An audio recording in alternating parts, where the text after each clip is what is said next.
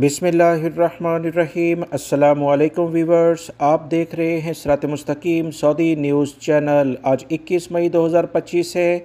Islamic calendar के लिहाज से 23 ज़िलक़ादा 1446 की तारीख बनती है। सऊदी अरब में मौजूद पाकिस्तानी, इंडियन और बांग्लादेश से ताल्लुक़ रखने वाले ख़ास तौर पर जो गैर मुल्की हैं, इनके लिए बहुत अहम मालूमात शेयर की जाती हैं।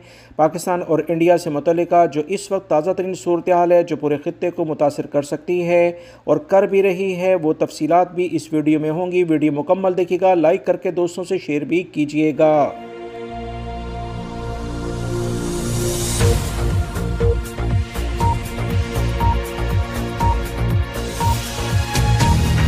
वीवर्स, इंटरनेशनल मीडिया का कहना है कि पाकिस्तान इंडिया कशीदगी और जंगबंदी के बाद बीजेपी हुकूमत इंतहाई शदीद तनकीद का शिकार है।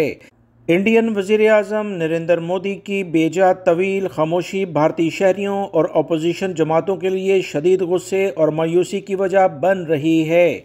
मोदी हुकूमत शदीद सवालात की जद में है और जो लोग सवालात पूछ रहे हैं, इन्हें मुल्क दुश्मन अनासर साबित करके हरासती इदारों में रखा जा रहा है। बहुत से यूट्यूबर्स इस क्रैकडाउन की जद में आ चुके हैं, ख़ास तौर पर वो यूट्यूबर्स जो भारतीय नाकामी और मोदी हुकूमत के झूठे बयाने पर तनकीद करते हुए पाकिस्तान के फेवर में कोई कंटेंट शेयर करते हैं। मजीद इतलात के मुताबिक मोदी हुकूमत की तनकीद के दौरान पाकिस्तान में army chief general Asim Munir को फील्ड मार्शल के 5 स्टार के जनरल का ओहदे पर प्रमोट कर दिया गया है। भारत पाकिस्तान जंग के दौरान बेहतरीन प्लानिंग करने पर इन्हें ये एजाज़ी ओहदा दिया गया। ब्लूमबर्ग की रिपोर्ट में कहा गया है कि फील्ड मार्शल आसिम मुनीर की चीन के साथ बेहतरीन और मजबूत ताल्लुकात हैं, जो इंडिया के लिए मज़ीद मुश्किलात की वजह बन सकते हैं। पाकिस्तान इंडिया कशीदगी हो या चीन भारत झड़पें, चाइना और पाकिस्तान साथ साथ ही खड़े नजर आ रहे हैं। इंटरनेशनल मीडिया मजीद रिपोर्टिंग कर रहा है कि इंडिया के साथ साथ पाकिस्तान तहरीक इंसाफ के लिए भी जनरल आसिम मुनीर की ये नई प्रमोशन मुश्किलात खड़ी कर सकती है। ताज़ा तरीन रिपोर्ट्स के मुताबिक इमरान खान ने भी मुज़ाकरात की पेशकश की है। इमरान खान का कहना है कि इस वक्त वो सिर्फ स्टैब्लिशमेंट के साथ मुज़ाकरात यानी फ़ौज के साथ मुज़ाकरात करेंगे। वो किसी भी सूरत में मुस्लिम लीग नून के साथ बातचीत नहीं करेंगे। जंगबंदी के दौरान भारत की तरफ से एक बार फिर इल्ज़ामात आयद किए गए हैं कि पाकिस्तान की तरफ से गोल्डन टेम्पल, जो कि सिखों की एक इबादत गाह है, उसे दोबारा निशाना बनाने के लिहाज से इक़दाम किए जा सकते हैं। तमाम सिख भाइयों को हुकूमत पाकिस्तान ये वाज़िया पैगाम देती है कि इनके लिए हमारे तमाम तर सहूलियात मौजूद हैं। इनकी इबादत गाहें जो पाकिस्तान में मौजूद हैं, उस पर कोई पाबंदी नहीं है। गोल्डन टेम्पल हमारे लिए भी मुकद्दस जगह है। हम किसी भी सूरत में किसी भी दूसरे मजहब के ताल्लुक़ रखने वालों की इबादत गाह पर कतन हमला नहीं करेंगे। पाकिस्तानी हुकूमत ने मजीद कहा है कि पाकिस्तान को सिख मजहब के मुकद्दस मुकामात का मुहाफिज होने पर फख्र है। पूरी दुनिया से सिख यात्री पाकिस्तान का विजिट करते हैं। पाकिस्तान करतारपुर के कॉरिडोर के जरिए गुरुद्वारा साहब तक वीज़ा फ्री रसाई हासिल करते हैं। इन्हें गुरुद्वारा तक आने के लिए कोई पाकिस्तानी वीज़ा हासिल नहीं करना पड़ता, सिर्फ राहदारी से चलते हुए आसानी से आ जाते हैं।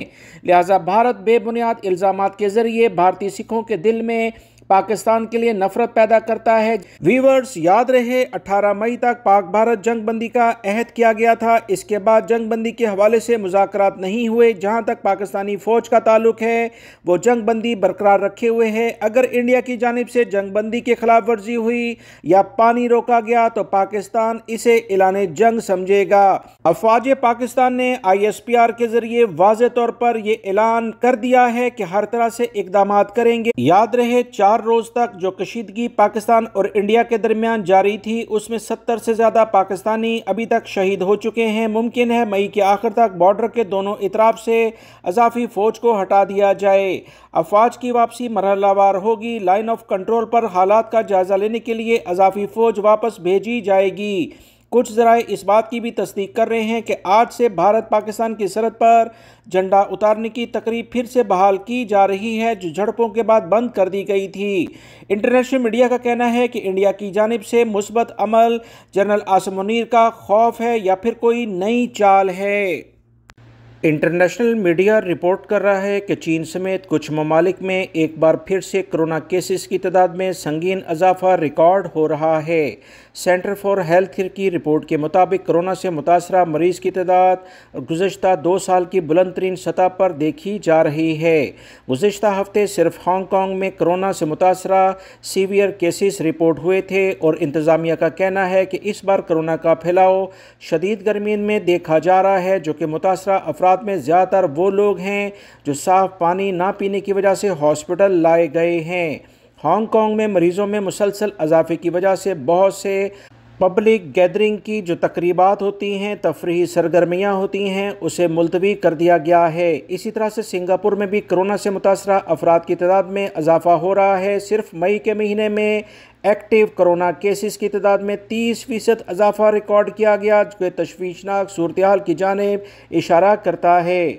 2021 के बाद पहली बार हुकूमती सतह पर कोरोना से मुतासरा मरीजों की तादाद शेयर की जा रही है ताकि लोग एहतियाती तदाबीर इख्तियार करें। मुतल्लिका ममालिक की इंतज़ामिया का कहना है कि इस कंडीशन में बुजुर्गों और मौजी अमराज में मुब्तला अफराद को ज़्यादा एहतियात की ज़रूरत है। जितनी जल्दी मुमकिन हो सके कोविड बूस्ट डोज लाजमी ले लें ताकि इसके फैलाव को मज़ीद रोका जा सके। इसी तरह से चीन, थाईलैंड और इनके इतराफ़ के ममालिक में भी कोरोना केसेस में इजाफा रिकॉर्ड किया गया है।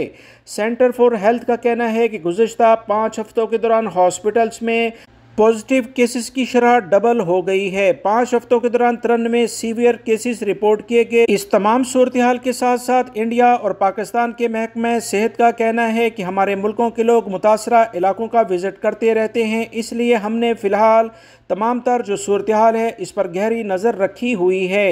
ताज़ा तरीन इतलात के मुताबिक पड़ोसी एशियाई ममालिक में कोरोना का फैलाव किसी भी वक्त पाकिस्तान और इंडिया के लिए ख़तरे की घंटी बजा सकता है। एहतियाती तदाबीर ना करने पर किसी भी वक्त हालात तशवीशनाक हो सकते हैं। ताज़ा तरीन इतलात के मुताबिक सेहत से मुतल्लिका इदारों का कहना है कि गर्मियों में कोरोना का फैलाव इससे पहले कभी नहीं देखा गया, ये पहली दफ़ा ऐसा हो रहा है। इससे पहले ये कहा जा रहा था कि कोरोना वायरस सर्दी में नशोनुमा पाता है, लेकिन इस तरह गर्मियों में कोरोना केसेस में इजाफा इस वायरस की साख्त में मुसलसल तब्दीलियों को जाहिर करता है। तमाम बदलती हुई सूरत हाल के लिहाज से मुख्तलिफ ममालिक की हुकूमतें हर तरह से कोरोना केसेस के अदाद व शुमार के लिहाज से काम करना शुरू कर चुकी हैं और लोगों को वैक्सीन के लिए सजेस्ट किया जा रहा है। हुकूमती अदाद व शुमार के मुताबिक सिंगापुर में कोरोना के 14,200 केसेस रिपोर्ट हो चुके हैं। हांगकॉन्ग में और चीन में भी इसी किस्म की सूरत हाल देखी जा रही है। इंडियन हेल्थ इंतज़ामिया ने भी कोरोना के हवाले से एहतियाती तदाबीर इख्तियार करने की हदायत जारी की। मुंबई में 2 कोरोना के मुतासरा मरीजों की वफ़ात भी हो गई है। कुछ तशवीशनाक सूरत हाल देखी जा रही है। मज़ीद इतलात के मुताबिक इन दोनों मुतासरा मरीजों से मिलने वाले मज़ीद 8 अफराद को हॉस्पिटल दाखिल कराया गया। ताज़ा तरीन इतलात के मुताबिक मुंबई बल्दिया कॉरपोरेशन की जानिब से कहा गया है कि 164 मज़ीद केसेस रिकॉर्ड पर आ गए हैं, जो कि अलर्ट जारी करने के लिहाज से काफ़ी हैं। इंडियन हुकूमत की जानिब से इस इलाके में अलर्ट जारी कर दिया गया है। रश वाली जगहों पर ना जाने के लिए कहा गया है। अगर जाना ज़रूरी हो तो मास्क का इस्तेमाल करें, समाजी फासले को ज़रूर रखें, क्योंकि इंडिया और पाकिस्तान में मुतासरा मरीजों की तादाद बढ़ने से फ़ज़ाई सफ़र सबसे पहले मुतासर होता है। वीवर्स, जो आपको याद होगा कि जब कोरोना के केसेस चाइना में शुरुआत हुई थी तो उस वक्त मैंने इतलात सबसे पहले आप तमाम हज़रात से शेयर की थी।